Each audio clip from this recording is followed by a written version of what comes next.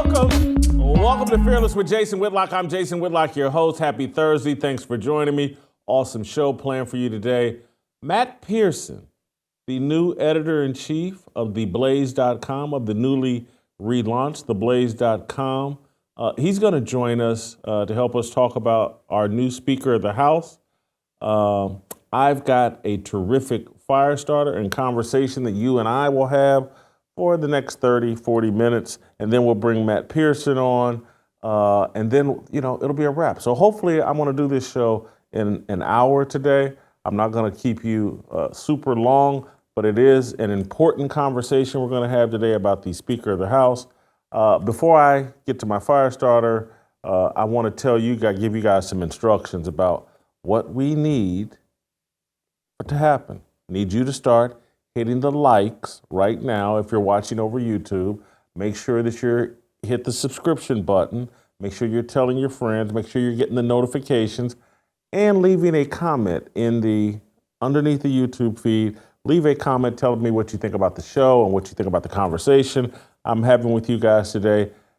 Vitally important, if you're listening over Apple, I need you to continue, or for the first time, or for the 15th time, hit that 5-star review over Apple. Help us fight the algorithm. Give me the 5-star review. We've got nearly 7,000 reviews right now. People have we need to get to 10,000 reviews. I'm not going to stop harping on this until we get to 10,000 reviews. Give me that 5-star review. It's very important. It's your way of contributing to the success of this show. If you really want to contribute to the success of the show, you need to write a review also over Apple. Let's today, because this is going to be a terrific show and a terrific conversation, let's today do 150 written reviews. Volunteer just to write, hey, Jason, love you, love what you're doing. Great job today. Tell me what you think about Israel and Hamas. Tell me what you think about the new Speaker of the House. Tell me what you think about anything. Just write a review over Apple. And what I'm going to guarantee is I'm going to do an awesome show for you today as a thank you for what you guys are doing for me and in support of this show. Before I get to the fire starter, I want to tell you guys about our real purpose here, and that's our support of preborn and our support of life.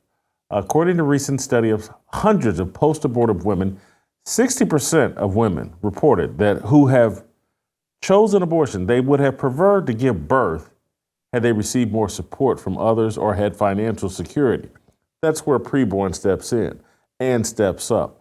Preborn provides ultrasounds to women that are expectant mothers who are considering abortion. They introduce that baby to the mother with the heartbeat, with an image of the baby in the womb. That woman is now twice as likely to choose life, and that is when preborn really steps in and provides her all the support she needs to get through the pregnancy and the first 2 years of that baby's life. It's important that we, particularly the fearless soldiers that are men, it's important that we support preborn and support the idea, the belief, the fact that life starts at conception. That's a worldview that empowers us to make proper decisions once life comes outside of the womb. And so it's central to our message. It's central to our mission here at Fearless to raise up fearless men who support preborn and life inside the womb and outside the womb. Whether you give $28 or whether you give $28,000, the money goes to pay for ultrasounds. It goes to supporting that woman who has chosen life. This is something that is vital to all of us that want to be members of the Fearless Army, all of us that want to be right with God. We need to support preborn and the pro-life movement. I've introduced you guys to Dan Steiner, the founder of Preborn. We know where our money goes. Doesn't go to pay for mid-level executives. It goes to support expectant mothers and that baby inside the womb and outside the womb. 2 ways to give, pound 250, say the keyword baby. That's pound 250, say the keyword baby. Or you can give the way that I like to give, preborn.com/fearless. That's preborn.com/fearless. All right, let's get to our fire starter. Let me get in the right mental frame of mind for this fire starter. I got a lot I want to say today. Systemic anti-black racism is an American reality. No, you have not actually tuned in to MSNBC or CNN. You're watching or listening to me right here at Blaze TV or on YouTube at youtube.com/Jason Whitlock. It's me, it's Jason Whitlock. Give me a second, let me explain. Yesterday, Louisiana Congressman Mike Johnson ascended to the position of Speaker of the House, justifying Florida Congressman Matt Gaetz's gambit to vacate Kevin McCarthy's speakership. Evangelicals should celebrate. Mike Johnson is a man of considerable conviction. He's pro-life, and he's refused to pretend that the 2020 election was corruption-free. I like Mike. People I respect, Matt Walsh, Jack Posobiec, and Mike Cernovich, they're a bit more skeptical of our new speaker. They pointed to a June 2020 interview to raise skepticism over Johnson's conservative conviction. In the days after the death of St. George Floyd, Johnson consented to an interview with Walter Isaacson, a former CEO of CNN and president of the Aspen Institute, an allegedly nonpartisan nonprofit think tank. Isaacson, of course, asked Johnson about his emotions following the death of George Floyd, a celebrated activist and American hero. Take a listen. What did you feel when you watched the video of George Floyd being killed? I was outraged. I don't think anyone can view the video and objectively come to any other conclusion but that it was an act of murder. And I felt that initially, as everyone did. It's so disturbing. And, you know, the underlying issues beneath that are something that the country is now struggling with. And I think it's something we have to look at very soberly and with a lot of empathy. And I'm glad to see that's happening around the country. All right, so I'm not a fan of that response by Mike Johnson, but I understand it. Conventional wisdom at the time of Floyd's fentanyl-induced death was that the white police officer, Derek Chauvin, brutally snuffed out a black taxpayer for the crime of passing a counterfeit $20 bill. Had Johnson spoken more honestly, he could have contributed to the seething racial unrest sweeping the country. Johnson chose an answer intended to tamp down emotion and protect his political career. Isaacson then asked a follow-up question. Johnson chose to personalize his response. That's what politicians are trained to do. They want to sound relatable and sympathetic during times of crisis. They're celebrated for it. So Johnson, who is white, referenced his adopted black son, Michael.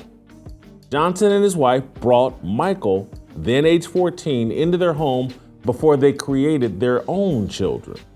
Take a listen. You know, what it's taught me is we now have 4 other children of our own. And my oldest son, Jack, ironically, this year is 14. And I've thought often through all these ordeals over the last couple of weeks about the difference in the experiences between my 2 14-year-old sons, Michael being a Black American and Jack being white, Caucasian. They have different challenges.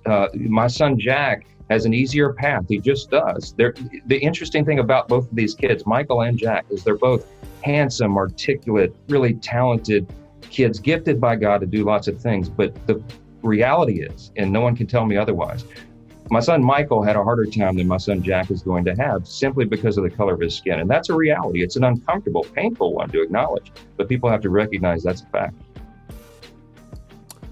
All right, so my only problem with this answer is Johnson did not elaborate and clarify why things were and will be harder for Michael, his black son.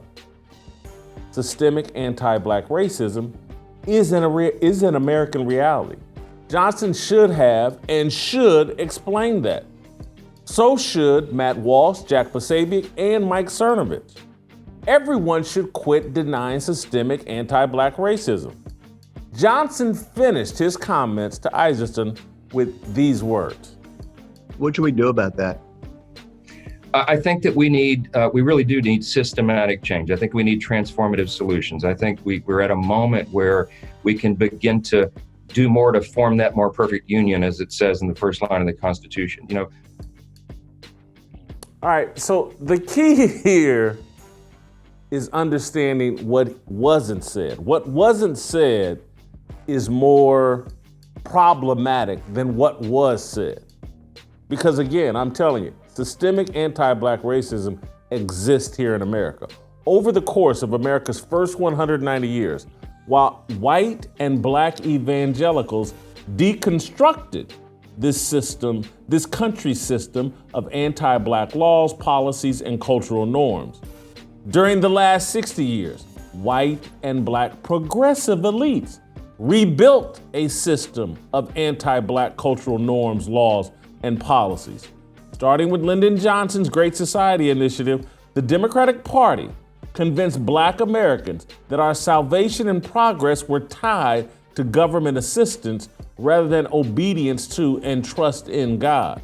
The Great Society bribed Black women to abandon the patriarchy, male leadership, and the nuclear family, the central pillars of biblical faith. Our allegiance to Christianity allowed us to end slavery, Jim Crow, and segregation. Our faith in government destroyed our families and relegated us to an identity of entitlement and victimization. We're Samson and Democrats are Delilah. Christian faith was our long flowing locks of hair, our superpower. Does Mike Johnson's Black adopted son have a more difficult path than his brother, Jack? Absolutely. Michael would be criticized for being adopted into a white family. He'll feel pressured via social media and other platforms to prove his Blackness. Jack will never be chastised by his white friends for speaking proper English, excelling in academics, and not being able to recite Rick Ross's latest pornographic rap song. Black kids face those obstacles every day.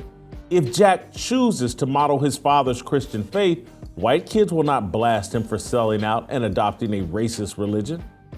In the world constructed by leftists, Black kids and adults are constantly questioned about practicing a white man's religion. Jack is under no pressure to embrace a victim's mentality. Being a victim is not part of Jack's racial identity. Jack's culture is not framed as hip hop, a form of commercial music that portrays Black people as perverted, criminal, materialistic, addicted to drugs, emotional, and intellectually challenged. Jack is free to be a conservative or liberal, Democrat or Republican. He won't automatically be deemed a social outcast among his peers for thinking the wrong thing. Through the music industry, academia, television, movies, corporate and social media, and corporate diversity, equity, and inclusion mandates, the left maintains a culture that systematically imposes low standards and even lower values on Black people. These reduced standards and values are designed to destroy Black men. Mike Johnson has told no lies. His Black son, Michael, is facing a much stronger headwind than his white son, Jack. That does not mean Jack has a wind at his back. He doesn't. He's facing a headwind too. What is being done to Black boys and men is now being done to heterosexual white men. I want to challenge Matt Walsh, Jack Posobiec, and Mike Cernovich to avoid harsh judgment of Mike Johnson until we've had a chance to make him elaborate on why his Black adopted son faces a more difficult climb. What Johnson said in the summer of St. George Floyd might be different from what he should know to be true now. His white son is next on the chopping block. The massacre of men should unite all evangelicals. We united to end the previous forms of bigotry Democrats supported. We can do it again. We owe it to our ancestors. It's our calling. That's my fire starter. Now, let me elaborate, just in case I have not been crystal clear.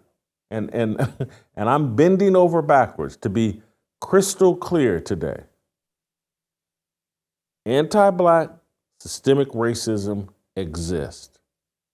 We need to embrace and accept that and spell out for people exactly who built the system, who controls that system, who's running that system, and why they're doing it.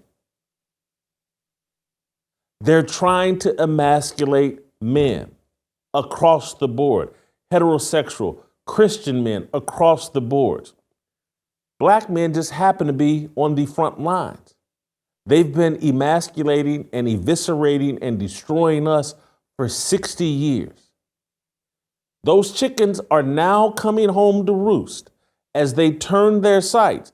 And I understand why Matt Walsh and Jack Posobiec and Mike Cernovich, I understand why they're frustrated and they're fearful of like, hey, what are they planning for us? What are they planning for my kids? And what they're planning is exactly what they've done to black men and black boys. And that's why we need to unite as believers. And we need to identify to people exactly what anti-Black racism looks like. And it looks like the matriarchy.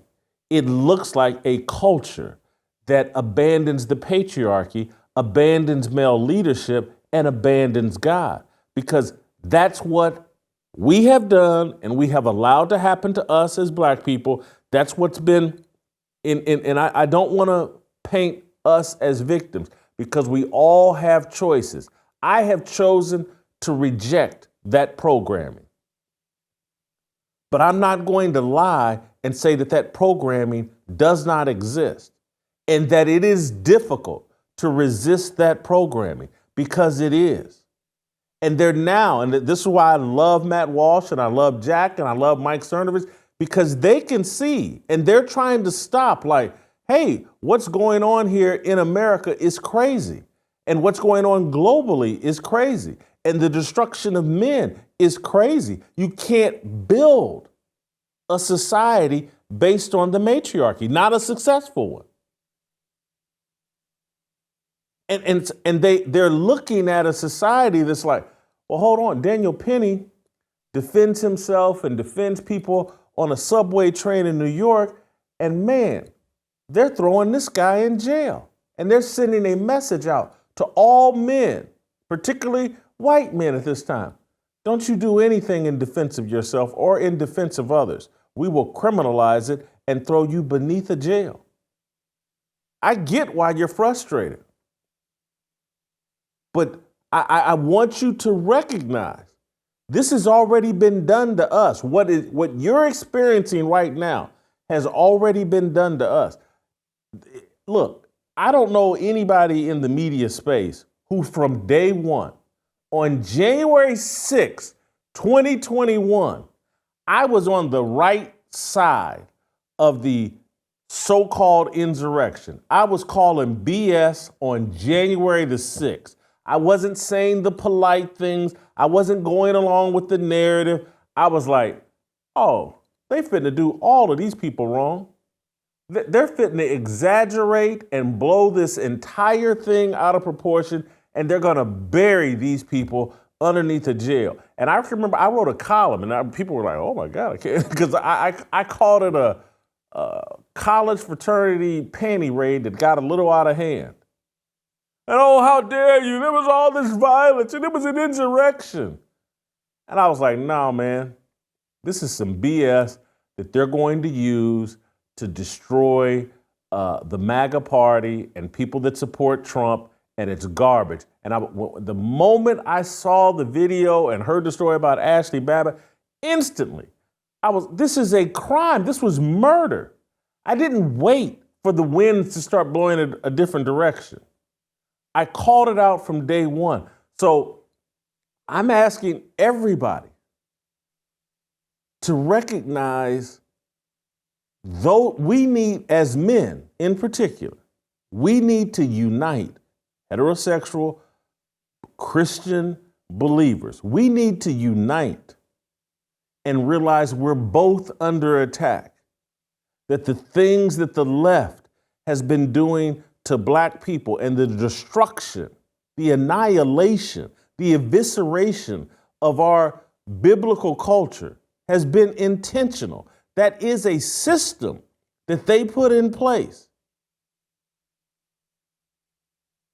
And I don't know if Mike Johnson's ready to have that conversation publicly, but I hope that he is. Because he's right in terms of what his black son is facing. The peer pressure, the social media pressure, the standards that have been applied to him, the expectations that have been placed on him by the culture at large that the left has built. All of that is intended to destroy his son. And they're building the exact same system to destroy your sons, whether they're black or white. There is systemic racism.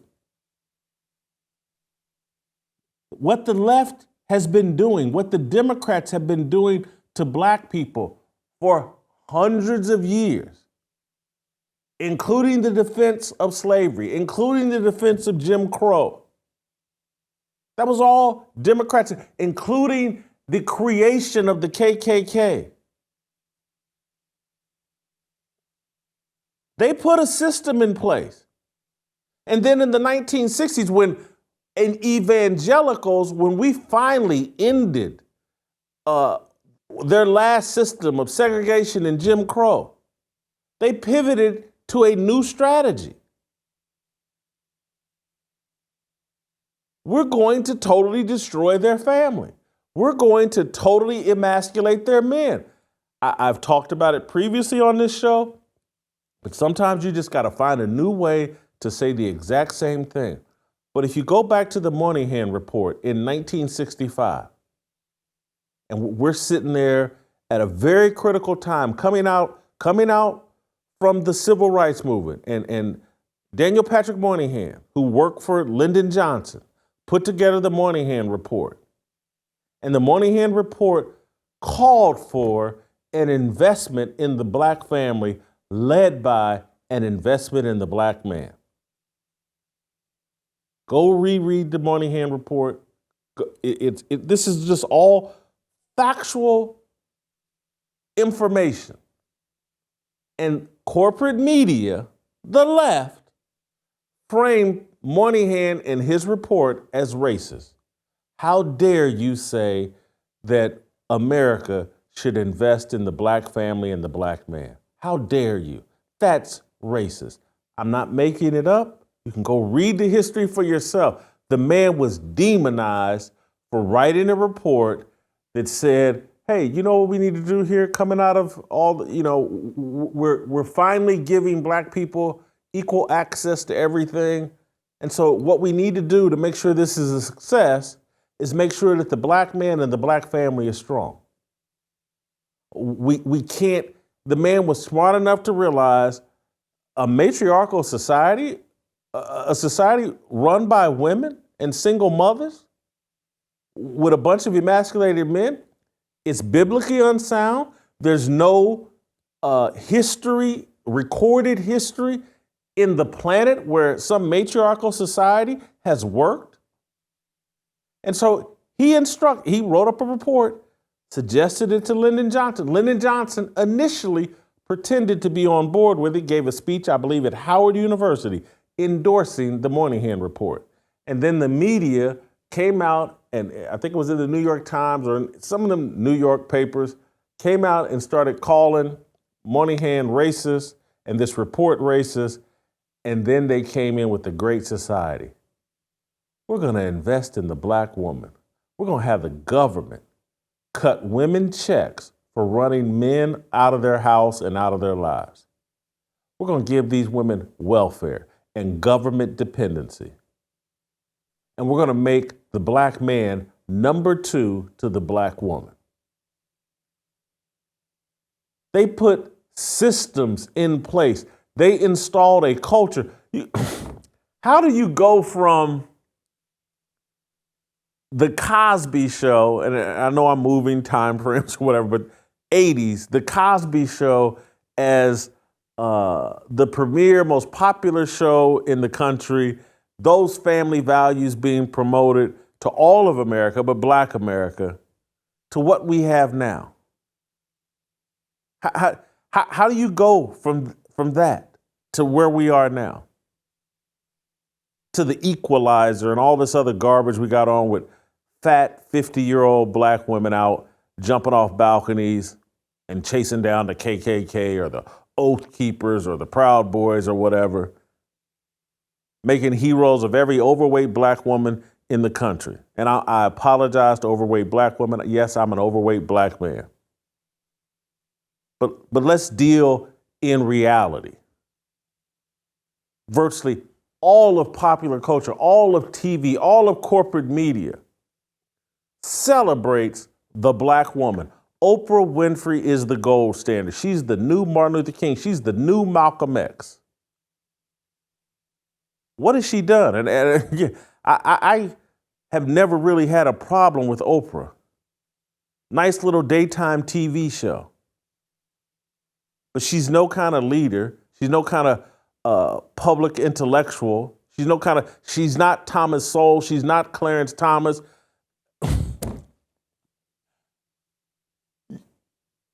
I'm not supposed to believe there's a system designed to destroy the Black men when I've watched what has gone on with Clarence Thomas and Thomas Sowell for years, for decades.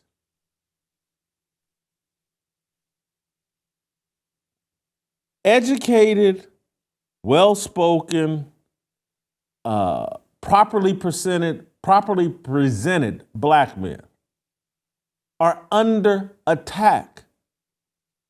They're destroyed. They're smeared as low character, sellouts, the bane of Black society. And there's no system in place that's doing that repeatedly, nonstop. There's no system that keeps saying, no, Dr. Dre, Snoop Dogg, Lil Wayne, Meek Mill, all these idiots who can barely speak English, can't write English, promote debauchery, materialism, criminality, violence. They're the good guys. Jay-Z, he's the good guy. Hey, yeah, NFL, let's partner up with Jay-Z. George Floyd, he's a great American hero. Let's build a statue celebrating George Floyd.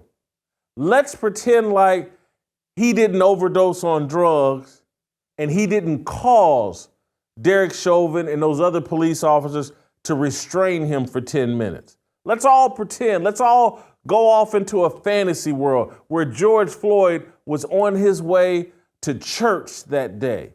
And then after church, he was planning to help old ladies cross the street in the rain. Let's live in that fantasy world. I'm not supposed to believe this is by design. Everybody telling the exact same lie, every television network, every social media influencer, or the majority of them all telling the same lie. That's not a system. CNN, MSNBC, the NPR all look at the same thing you and I are looking at, and then you force people, because they create the hysteria, and then they create the ramifications for telling the truth. That's how Mike Johnson gets interviewed in June of 2020 and tells some half truth, because he's forced to. Because if he tells the whole truth at that time, Mike Johnson knows, oh boy, someone's gonna use this to perhaps go to Louisiana, my home state, go to my city and riot, protest, loot, burn, if I say the wrong thing. Or if I say the truth, I'm sorry. So let me sit up here and participate in the lie and tell, oh God, I looked at that and there's no doubt that was a murder. Now I looked at it and I was like, I think, he should have got up off of George Floyd, but murder? maybe involuntary manslaughter, but certainly not murder. And I certainly am not for pretending like George Floyd didn't greatly contribute to his own death. And I was saying that in May, when it happened, May of 2020, when it happened. But I'm a nut job, and I don't care. And I'm not running for political office. But there's a system in place to subtly police everyone's expressions and thoughts and what they can say publicly. And so Mike Johnson, 3 years later, looks like an idiot and looks like he's promoting CRT. Maybe he is, but I want to have the discussion with him because everything else I hear from this man, he sounds very rational, very grounded in the Bible. He sounds like someone that's a big upgrade and improvement over Kevin McCarthy as it relates to Speaker of the House. I don't want to just throw him out and say, oh, he supports CRT, because we're uncomfortable saying like, no. The left built a system, and they've always had a system. They created the KKK. They supported slavery. They support Planned Parenthood. They support eugenics. They support the matriarchy. They want men running around with their balls cut off. This is a system. Planned Parenthood and the slaughter of black babies, that's a system. We need to accept that truth and argue against it. That's our only problem right now, is that we won't accept that truth and argue against it. When it came to slavery, evangelicals were like, hey, this is wrong, slavery's wrong, blah, blah. When it came to segregation and Jim Crow, we were willing to say, yep, there's Jim Crow, there's segregation, this is wrong. The emasculation and the evisceration of black men and the black family, that's a system, no different than Jim Crow, no different than slavery. And we need to call it out and do something about it and make the left deal with the latest form of bigotry that they have invented. That truth is necessary so that people will understand exactly what's going on to white heterosexual men as well. They got the exact same blueprint for you. They want you beholden to your woman and running around, oh, are we showing enough empathy and sympathy? Let's compromise the Bible. Everybody just needs to accept the LGBTQ and the alphabet mafia. You just got love is love. You just got to let people live. You got to let them out of the closet or they'll kill themselves. Need to give them a Bible. So anyway, that's my defense of Mike Johnson. We're gonna try to get Mike Johnson on the show perhaps next week. I'd love to have a conversation with him, fill him out on the issue. He's probably scared to death because there's no way as a evangelical and as a Republican to protect yourself from allegations of racism. Doesn't matter that he and his wife, before they had their own kids, brought a black kid into their home and raised him. He still could be, or probably more than likely, he is racist now just for doing that. How dare you help a young black boy? My God, don't you know that's Angelina Jolie's job and whoever these other Hollywood elites are that adopt these black kids from Africa and immediately put them in a dress and makeup? Those are the good white people. The ones that transition black kids into black boys into being girls. Those are the good white people. Guys like Mike Johnson and his wife that take a black kid to church and bring them into their home, those are the evil people. They're colonizers that want those kids to assimilate into the white man's religion and into stereotypical masculine male God-fearing behavior. Mike Johnson's evil. It's no good deed goes unpunished. I mean, you go look look at how toxic this thing is, and yes, I'm telling you, just how much harder it is for this black kid raised by. Look what Colin Kaepernick and how he went haywire. White family brings him into their home, loves him when his own parents don't want nothing to do with him, and he turns on them. White family brings Michael Orr into their house, help him get a football scholarship, send him along in life. This dude got 11, 12 brothers and sisters who were all neglected by their mother and father. And then, 15 years later, he turns on the Toohey family. It's tough. I get it. And I understand why people are frustrated. But we got to stay grounded in the word. And we got to stay grounded in doing the right things and suffering the consequences for doing the right thing. Because there will be consequences in this very secular world. Doing the right thing, there's a price to be paid. Embrace it. And I know many of these guys are. I don't want anybody to sound like I'm attacking any of these guys, because Matt Walsh is certainly paying a price for standing on his biblical values. And I got nothing but respect for him. But let's give Mike Johnson the benefit of the doubt. Let's invite him into a conversation. Let's help him understand who is actually operating the systemic oppression that is going after all of these young men, regardless of color. Let's help him understand that. And then as Speaker of the House, let's encourage him to do something about it. I'm going to bring on Matt Peterson here in a second, but first I want to tell you guys about one of my, this is a great day. I get to talk about preborn, and then I get to talk about liver health formula. You guys know I've been using liver health formula for more than 2 years to help me fight my fatty liver. The latest data from the American Heart Association indicates that adults with a fatty liver are 3.5 times more likely to have heart failure than those without. There's a solution, liver health formula, an all-natural supplement, which contains 12 clinically proven botanicals that help recharge and protect your liver. Manufactured right here in the US of A and approved by American doctors. So if you're looking to ignite your fat-burning metabolism, boost your energy, and transform how you look and feel, try Liver Health Formula and receive a free bottle of blood sugar formula to reduce sugar cravings when you order today.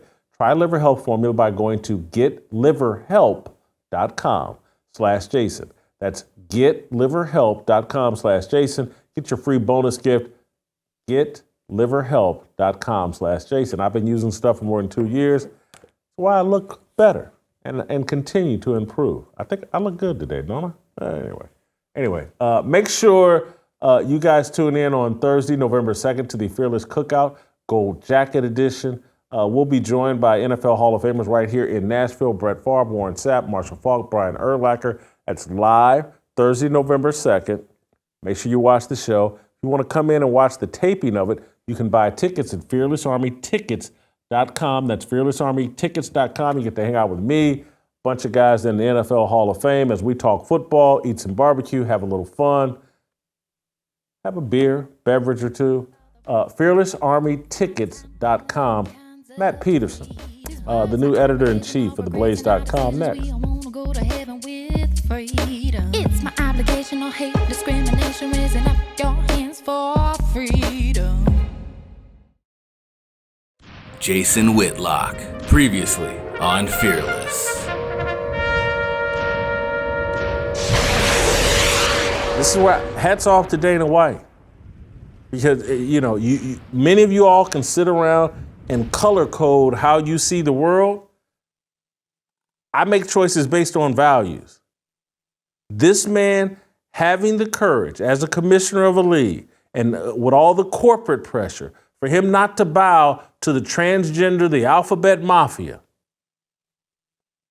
Never gonna back me up off of Dana White. Bud Light is going to exist. They're going to spend money with some company. Why not celebrate the fact they're spending it with the UFC? And look, I prefer boxing. But I get what the UFC is selling. I get what Dana White is selling. He knows that masculinity is under such attack and there's such a shortage of masculinity. He's going to sell you masculinity in its rawest form. Mixed martial arts, that whole slap league he's got going on or whatever. He's just selling you, right, toxic masculinity.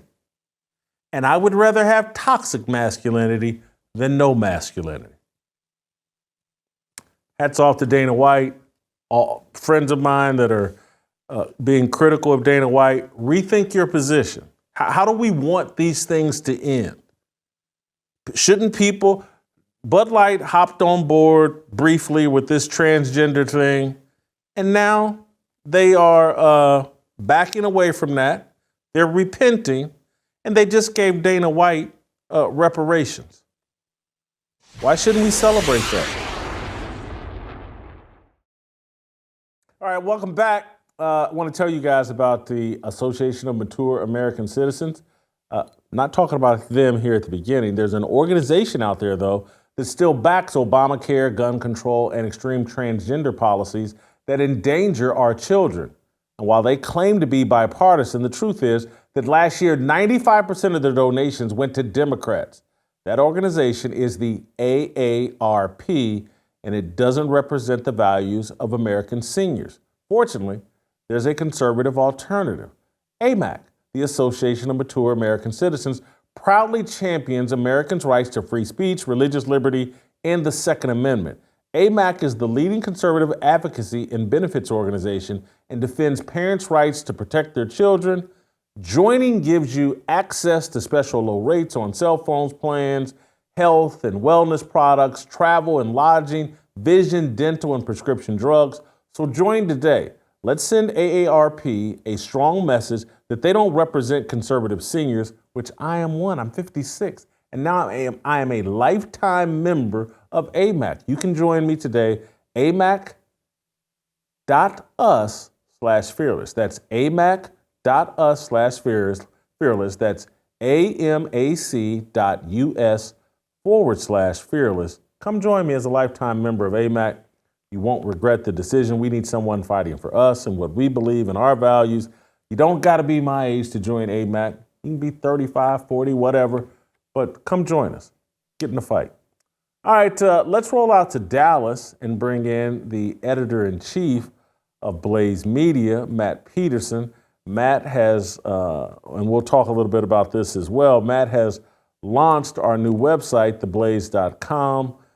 You know what? Let's just start there. Before I ask you about Mike Johnson, because you've written an interesting piece today about Mike Johnson as well. But before I do any of that, tell us about the new website and what people can find when they get there and why they should be hopping over to theblaze.com and becoming a subscriber. Absolutely. Thanks, Jason, for having me on today. This has been a crazy week for all of us here because we're thrilled to launch this thing, and it's like all of a sudden you have the new car, and you're just driving it out, giving it its paces, and there's so much we've just begun to do. But what you should know if you're listening is that the first thing is we decided to get rid of the ads. And, I don't know about you, but one of the most annoying things forget even just our site, but all conservative media to me is the fact that they all have these disgusting ads that are really owned by big tech. And the thing that was happening here and what drew me to even be at the Blaze in the first place was the realization that we had here that they're already demonetizing us. So you can take their money, right, and they put up these disgusting ads, and you got to scroll through, read more. And everyone does that because it's sort of free money, right? I mean, that's how you get paid. You get clicks and you link up to the ad network. What we did is rip the Band-Aid off and just say, no, we're not doing this anymore. They're demonetizing us anyway. Our numbers can go up and what they pay us goes down. So why are we doing this? And the only way that we can do that, right, is by saying to you, the audience, support us. And support us at $3 a month, right? A cup of coffee a month. We'll get rid of all of that. And we will start building up new, exciting content that we know you want, stuff that we've all dreamt of doing in this space. And that's what we've begun to do. Matt, one of the things I love about it, because it's always frustrated me, having worked at some of the larger mainstream sports media outlets, you would write excellent content. And, when I worked at Just Being Honest, when I worked at ESPN.com, they would lay it out beautifully in a very attractive way, that would invite the reader in. But now you go to these conservative sites, and most sites, nothing looks good on the page. Nothing's pleasing to the eyes. Nothing's inviting. That's not the case with our new website. Things look amazing. The website looks as crisp and as clean and as inviting and as creative as anything out there. It looks better than ESPN.com. And again, I know we're not, but it certainly looks better than Fox News and CNN and all that other stuff. To see us on the conservative side do something creative, that's what's really inspiring and pleasing to me, is that we're tapping into the creative and the artsy part of things that we normally just have not done. Yeah, I mean, I'm so glad you say that. It drives me absolutely nuts that no one on our side seems to care about that. And you start to wonder, what do they really care about at all if they don't care about the craft and how the thing looks? Because, the medium is the message. If you're going to say something important, right, you probably shouldn't be wearing, shorts and a T-shirt. I mean, and that's all you see on our side. And it was part because of the money, but people just got sloppy, I think, in the digital age. And this is, you're so right about this. I mean, Alexander here is brilliant, he's an amazing designer. But the conscious thought here was, we need to take people back to the printed page when things were actually physically beautiful. And I think it's really, really important. And I think if you go now, if you just go to theblaze.com, you have to look at it and just check it out. I think everyone will agree. Matt, I want to get down to business. You and I both wrote pieces today about Mike Johnson. There's a new Speaker of the House. I think most people seem to agree that this is an upgrade from Kevin McCarthy and that Matt Gaetz has a big win here. But there is some pushback against Mike Johnson. I've been talking about Jack Posobiec and Matt Walsh and Mike Cernovich, two or three guys that I really respect that are concerned about some interview Mike Johnson did in 2020 related to George Floyd, that, they feel like, he sounds like he's a proponent of CRT. I'm not nearly as concerned about that as they are. But anyway, your thoughts on Mike Johnson as the Speaker of the House? Yeah, I was listening to what you said earlier, and I agree that, there's some problems, obviously, in that interview. I appreciate what you were saying. I look at this as, look, my first baseline is I don't trust politicians.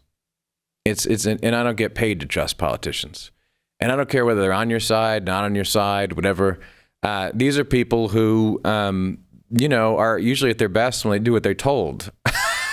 And the problem is who's doing the telling.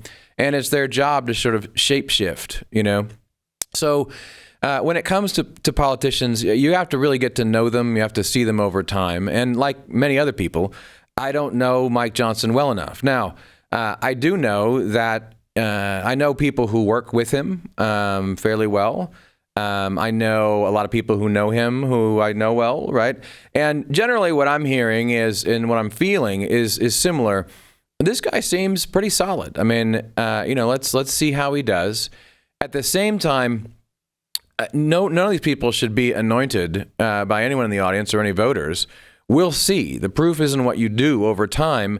And that job, being Speaker of the House now for the last, 8+ years, going back, to Paul Ryan when he was the hero and then everything fell apart. That's a really tough position. I mean, even Boehner had problems keeping things together, right? Back in the day, it's been a disaster for a while. So it's almost a job that do you really want? And I thought he gave a pretty decent speech. I mean, he seemed like a man who actually cares about America, which is a good thing. God forbid we have that, but we'll see. And here's the thing. The proof will be in the pudding for me when it comes to releasing the January 6th footage. The House Republicans have talked a big game about this for a long time, but everything seems to be slowed down, and we'll see if he gets that process rolling again. That to me is a great first sign that he's serious about this job. So, Matt, you bring up January 6th, and I know you guys have been doing some important reporting on January 6th. We've had Steve Baker on the show, who's been probably the best journalist, fact-checking and just trying to correct the narrative about January 6th. And I think on 2 days ago, we released another story from Steve Baker about Harry Dunn, the celebrated police officer, the 6'6" kind of giant police officer, black police officer that allegedly was called the N-word. And there just doesn't seem, on January 6th, he was allegedly, verbally assaulted by all these MAGA, racist Trump supporters, but there just doesn't seem to be any visual or audio evidence that back up what Harry Dunn says. And in fact, the evidence kind of points the other direction, that it just didn't happen. Could you tell us a little bit about what Steve Baker's been reporting? And I don't think he's done with that story. Absolutely. Yeah. Thanks so much for the work you've already done and having him on and talking about these issues. I think it's really important that we get to the truth of what happened. I think it's important for America, for all of America, that we get to the truth about what happened on January 6th. And the disturbing thing is that the truth is out there because the video exists of most of the day. There are tens of thousands of hours of footage. So in the case of Officer Dunn, you have a guy who just released his book called Standing My Ground on Tuesday. He got a book deal. He was all over the media. And the biggest story that kind of broke him to the world was his claim that, yes, he was called the N-word multiple times. People were chanting, story changes, right? But people were chanting it at him on that fateful day. And the problem is that the places in which he describes it happening and the circumstances that he sets up in his various accounts, some of them you can just check on video and it's like, well, didn't happen there because we can see it, and in some cases hear that it didn't happen. And most of that day, we know where he was. We've done our duty about the day in the life of Officer Dunn, and we will be laying out that story. And the problem is that most of what's in his book and a lot of what he said in his trial, the most important parts of the trial, they look like they were all lies. And, I almost feel like a lot of people are so used to false accusations of racism, right, that they look at that story and go, well, of course that didn't happen. But I don't think we should belittle this. I mean, here's a guy who's an officer who's allowed to claim in the press without being questioned. At one of his accounts is 20, 30, 40, or 50 people were chanting this at him. And, I'm sort of like, I think, if 2 or 3 or more are gathered and they're chanting that word in public at an armed officer on Capitol Hill that day, it would seem very, very unlikely that somehow it wasn't captured. I mean, in the moments that, you don't see him on camera, it's like he went into an office room or whatever. I mean, so the whole story is sort of ludicrous on its face. But when you really look at the details, which Steve actually did, and of course no mainstream journalist dared to do, they didn't even think about doing it, and you look at everything he said, including the clothes that this woman was wearing, either a pink hat or a pink shirt, MAGA lady was yelling this word at him. I mean, she doesn't exist. We don't see anyone with that clothing anywhere in any of the footage. Now, when you look at all the details and they fall apart, I mean, it's just another sign that people were allowed to just make stuff up about that day. And look, I don't think, and Steve doesn't think that Officer Dunn actually came up with all these stories himself, right? I mean, he certainly came up with some of them. But the fact that he has a narrative in which he appears in every single major event that day in his book, and he claims that he was, it's like he's traipsing around the Capitol and he happens to be there at all these key moments. I mean, it's bizarre, and I hope he didn't come up with this, all on his own. It would have been an incredible master plan to tell this story. But it sure looks like over time it evolved as he got involved with some other folks, and it's disturbing. It's disturbing.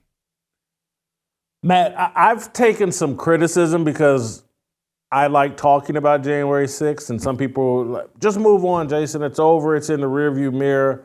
And I just don't believe that. I can't. I don't think this story is vitally important because it's at the center of demonizing people that support Trump, and beyond demonizing people that support Trump, it's demonizing half of the country. Half of the country. If you were someone that voted for Trump, you somehow are a part of an insurrection and you are a racist based off of Harry Dunn, or you're a sellout and an Uncle Tom. I just think that speaking up for people on January 6th is what journalists are supposed to do.